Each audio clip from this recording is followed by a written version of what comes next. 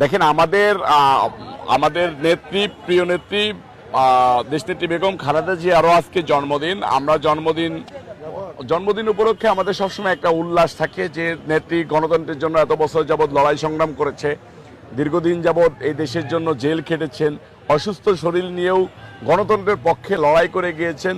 সেই নেত্রীর আজকে জন্মদিন। এই জন্মদিন উপলক্ষে সারা বাংলাদেশের মানুষের ভিতরে একটা উৎসাহ উজ্জীবনা রয়েছে। তারা সারা থেকে হয়তো নামাজ পড়বে, দোয়া করবে, বিভিন্ন মসজিদে যাবে, মিলাদ করবে, কেউ হয়তো অতি উৎসাহী হয়ে কেকও কাটতে পারে।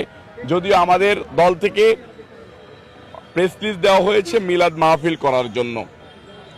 তার ভিতর দিয়ে যদি কখনো দেখে যে আওয়ামী লীগ কোথাও পুনর্বাসন হওয়ার চেষ্টা করতেছে বা মিছিল বের হওয়ার চেষ্টা করতেছে, আমাদের নেতাকর্মীরা 2-4-5 মিনিটের ভিতরে ঐক্যবদ্ধ হয়ে তাদেরকে প্রতিহত করবে।